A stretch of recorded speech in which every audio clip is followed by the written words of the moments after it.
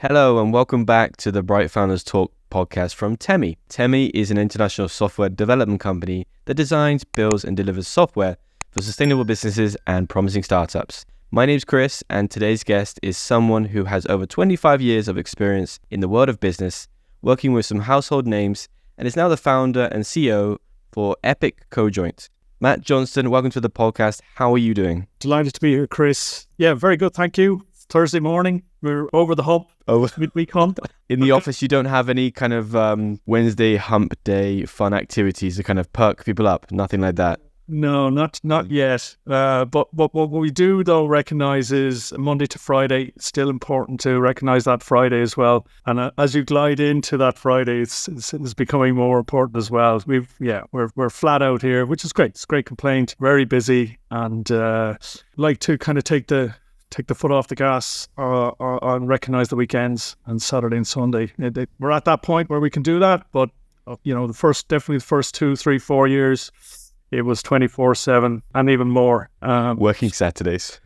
Yeah, absolutely. Fair enough. Just some light-hearted questions to begin with then. What do you think makes a good boss or a leader, in your opinion? Good question. I'm still trying to figure that one out myself. Very much kind of finding my way around this. I wouldn't have been considered myself a natural boss. I mean, obviously, when I used to work in corporate world, I had aspirations like everybody to reach the C-suite. But kind of realized that in big companies and big corporate companies, I was never going to get to that stage.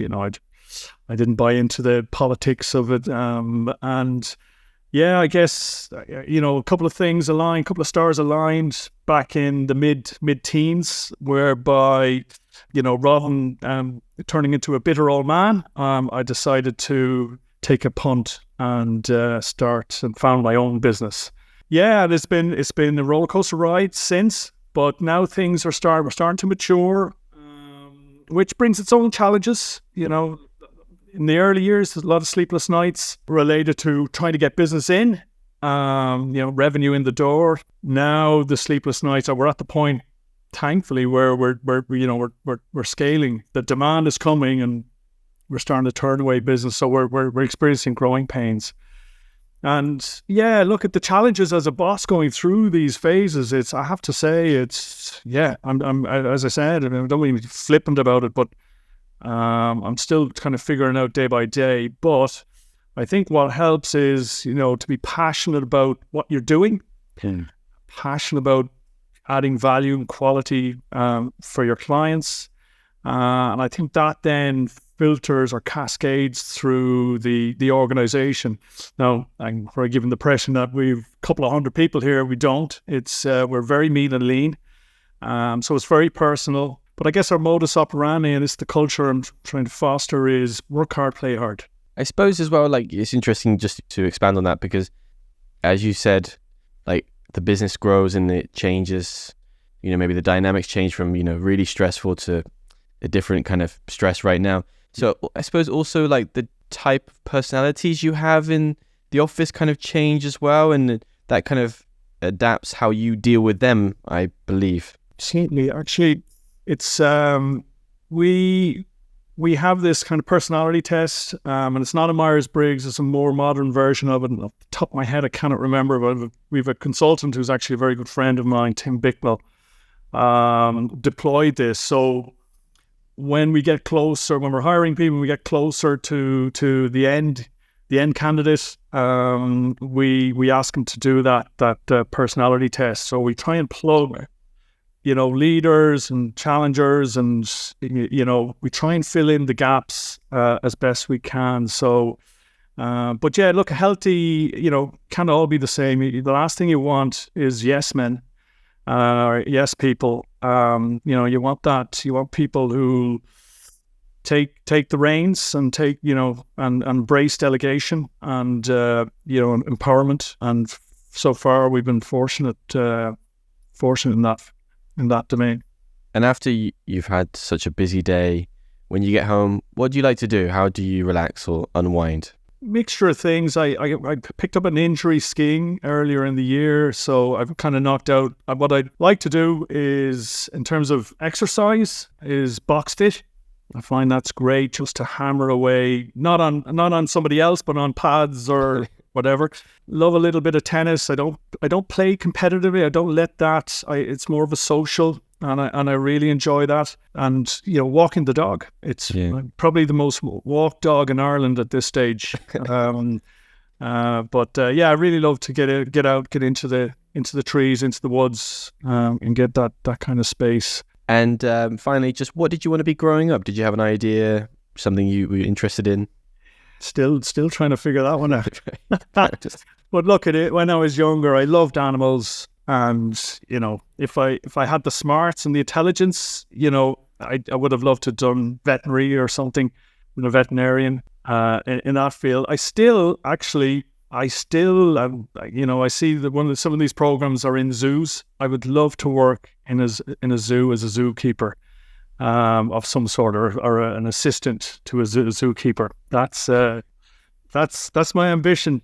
Yeah, one day. You still time.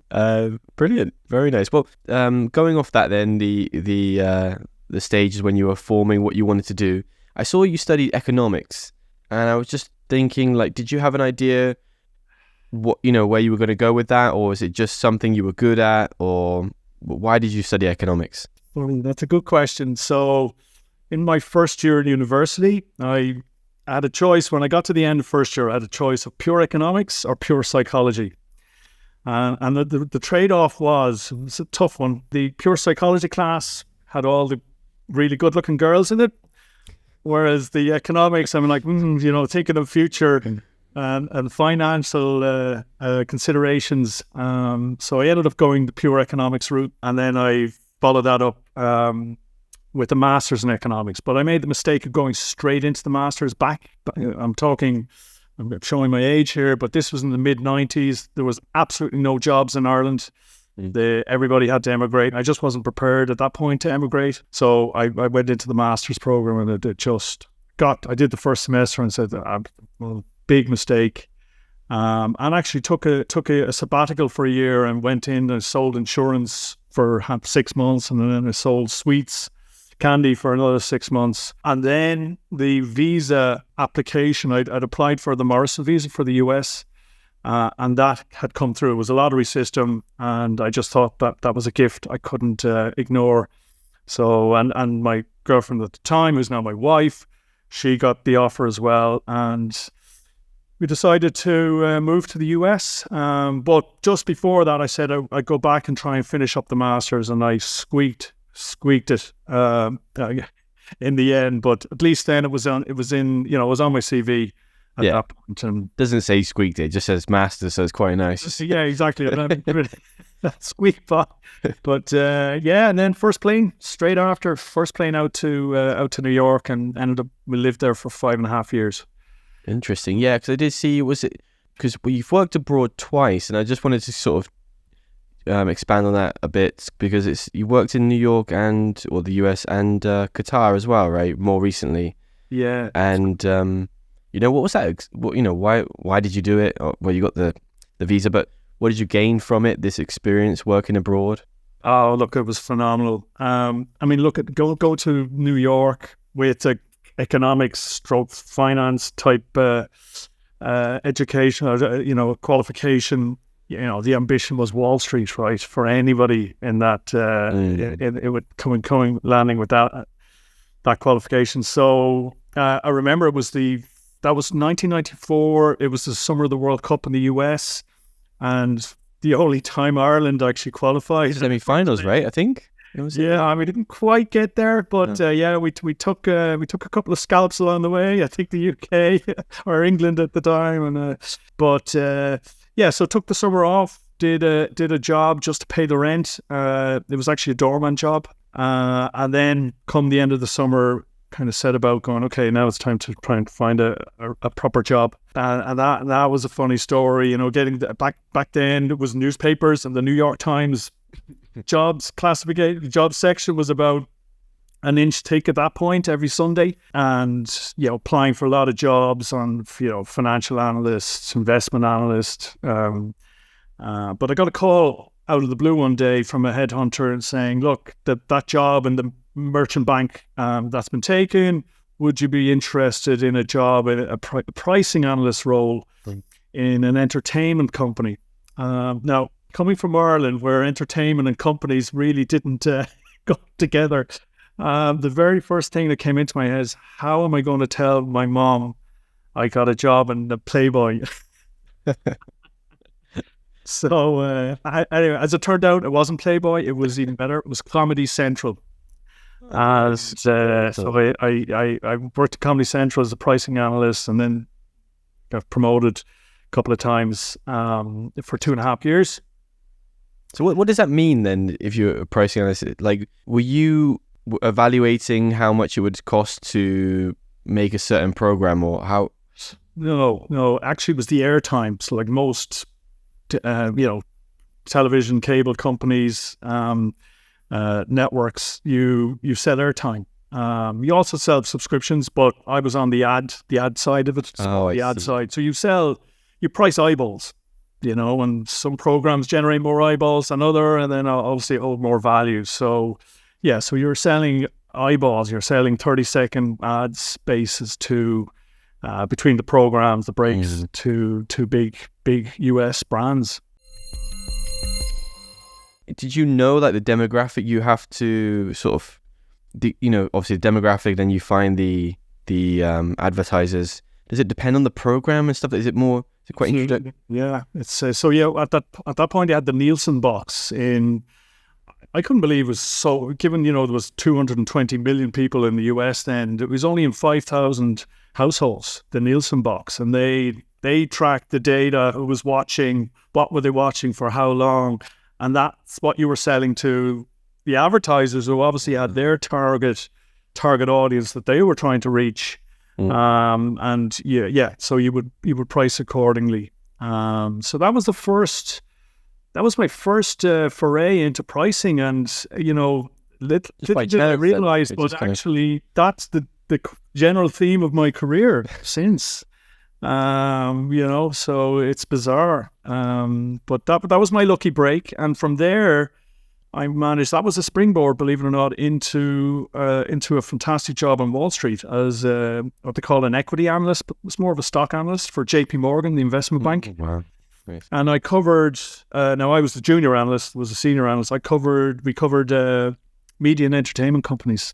So the likes of from newspaper company like the New York Times, Tribune company, to News Corp, to all of those Scripps radio companies.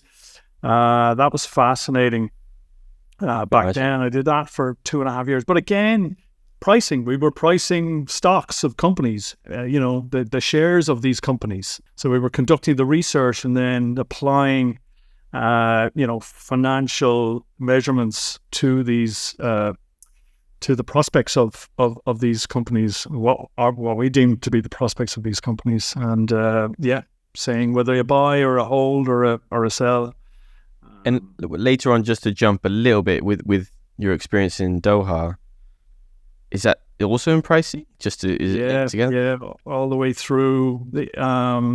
Just preceding Doha, I spent 9 years in O2, a big telecom company here in Europe. But I headed up the pricing department in O2 Ireland, and we hit the financial crisis of the late noughties, and it was a fantastic company. But my wife and I, we had great jobs that paid well, but we just felt we were living to pay bills. We had 3 children, young kids at this point. We, both of us working, 3 sets of creche fees and on top of a mortgage, and we just felt. And I think the experience we had in New York, and we always said to ourselves, if either one of us got presented with a good career opportunity, we'd seriously consider it.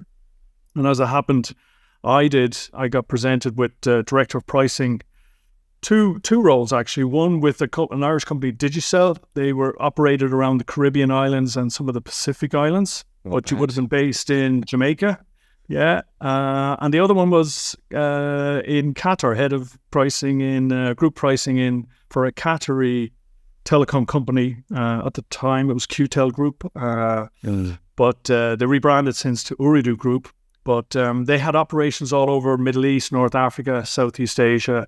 They flew me out, and they were building the commercial team out there. So I'd met my boss and just saw over the course of a few days, saw what life could be like, and I was just blown away by the weather, by the expat package.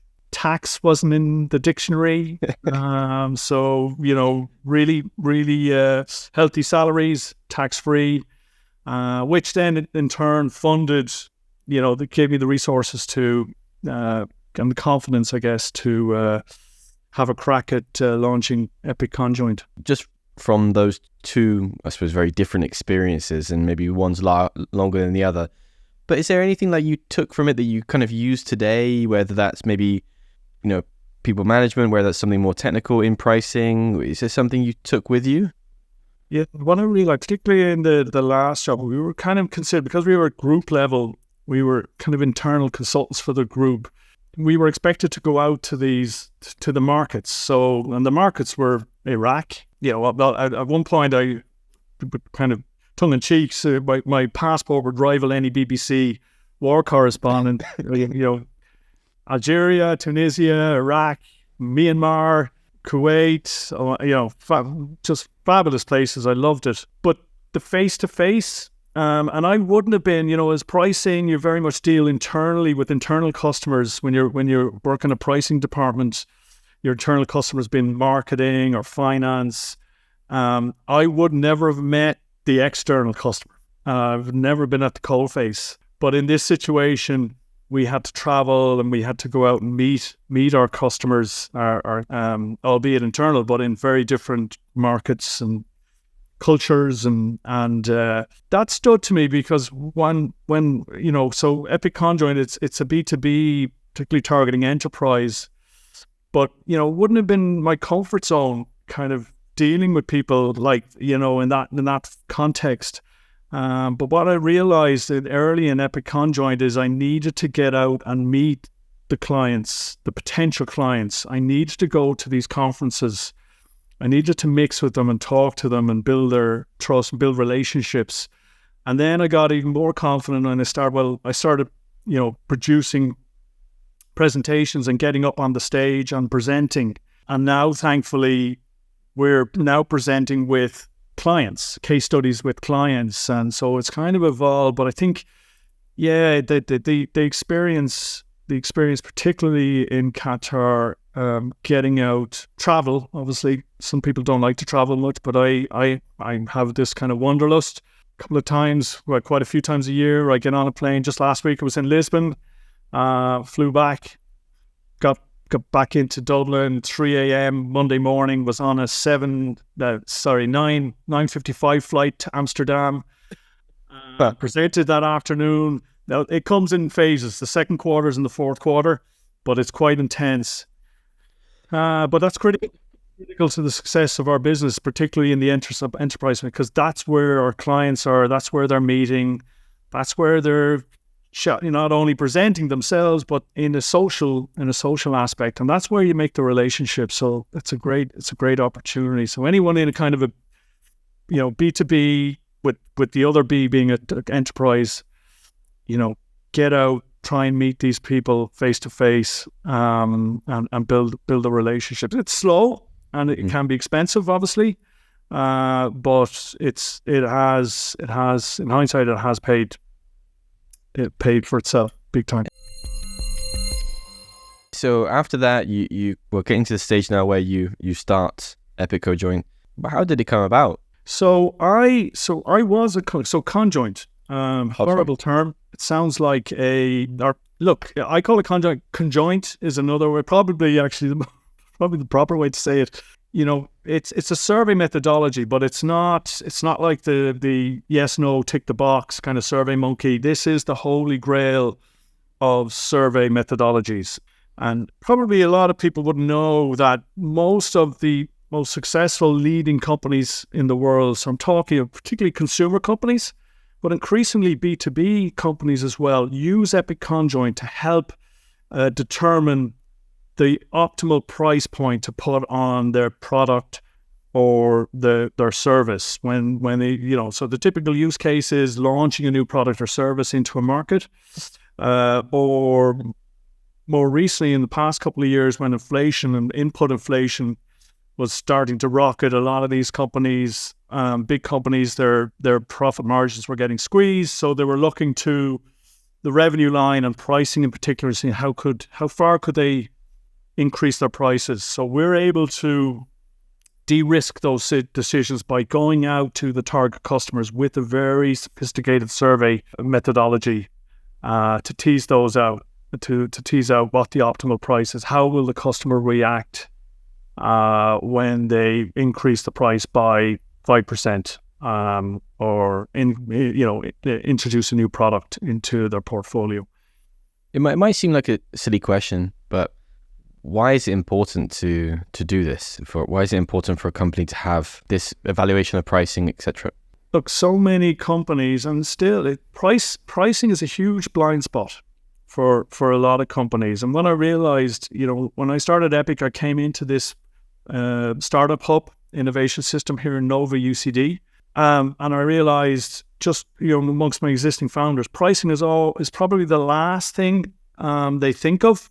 Before they launch, they get an opportunity to get a deal, and they go, "Oh my God, what do we charge?"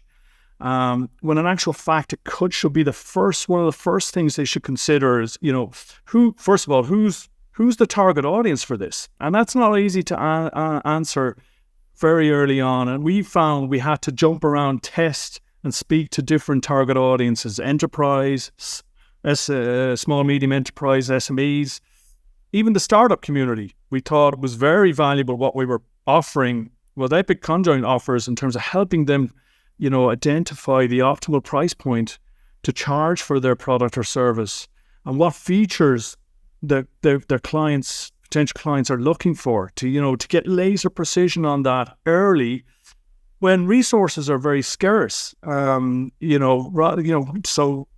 Get much more efficient on deploying those resources if you know who's going to buy what they want and what they're willing to pay for it. They're the critical questions. But what we discovered was that it wasn't just amongst the startup community, even in the SME community, pricing is a huge blind spot. And even in the enterprise community, we're increasingly coming across a lot of companies, very, very big, very successful companies. But the question is, how much money are they leaving on the table by not pricing that? If they stuck another, there's a famous study conducted by McKinsey. It's called the 1% windfall, and what they looked across 5,000 companies across many, many sectors, and they said, if we just increase price by 1%, what impact would it have? The 11% boost to the bottom line from a 1% price increase. It's such a huge blind spot. And, when the companies and a lot of our clients are going through reorgs and, slashing people, slashing headcount, if they looked at the other side of the equation and said, what if we put our prices up? Maybe our customers are pretty price insensitive. If we put our prices up another euro, we could end up saving or, mitigating having to cut so deep. So it's really important. There's the marketing mix and the original marketing of the 4 Ps. Pricing is arguably the most important.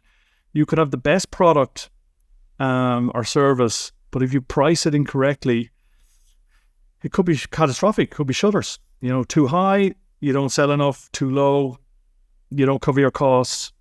How do you go about this then? Because as you know, it's really interesting to think. It must be based on psychology a lot, but then also I suppose a lot of just data as well, because it kind of makes me think about things like McDonald's, where they have like different burgers where you have one just to get you to keep you going, and then the other one's like, oh, it's a treat, so they price it like £15 or euros or whatever.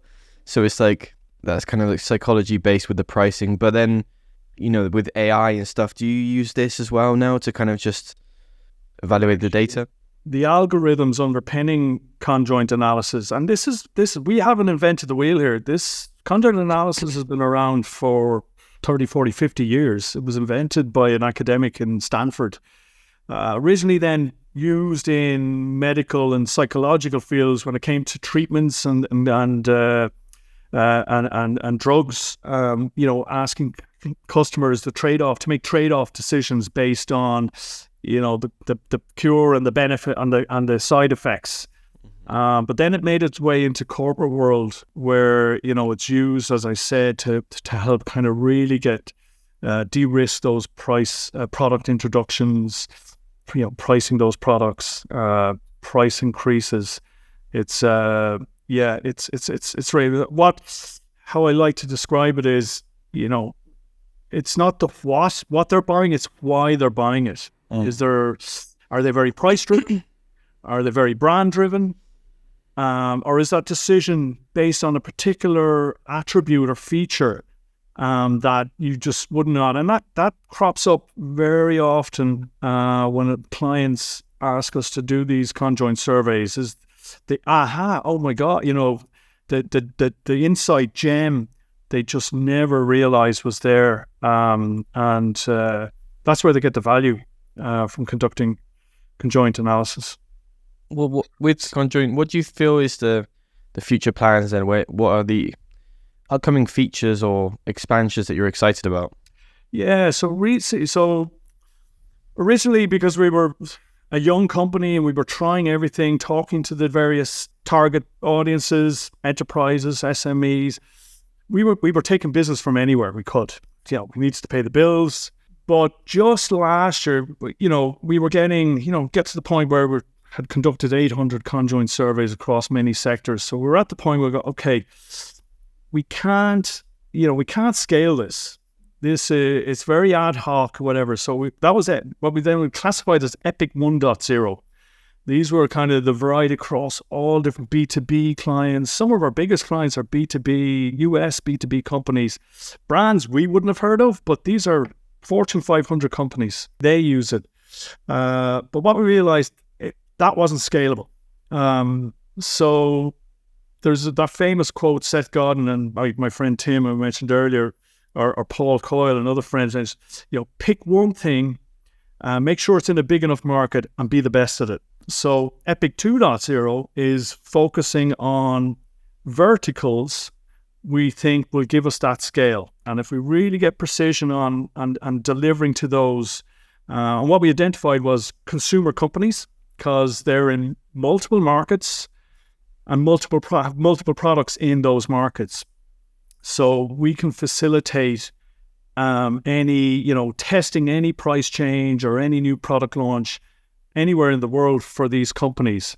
And we felt by focusing on that can give us the scale, and that's starting to materialize now. There's an education involved in this with the clients. But now we're getting to the point where clients are looking at, okay, maybe can you bring or give us a dedicated conjoint or survey ops person from our side? Wow. And let them just spin the surveys, launch, conduct the surveys. Some of our clients, 50, 100 surveys at this point. Mm-hmm. Yeah, it's so that's what we're EPIC 3.0 is literally just kicking it off tomorrow afternoon with a brainstorm session, but is AI and how challenge, but also an opportunity. We feel that it needs to evolve, and it needs to evolve quite quickly, what we do, to service another cohort of customers that are looking for this more of an AI type solution. That's definitely the hot topic right now. It's a hot topic, so I can't divulge. Let's get you signed an NDA. It's not possible. No problem. Well, brilliant. Well, I'll let you go because I imagine you need to get back to it. Thanks for your time, Matt, and wish you all the best with future endeavours with Conjoint. Thanks, Chris. Lovely to meet you. Thank you very much. Cheers. Take care.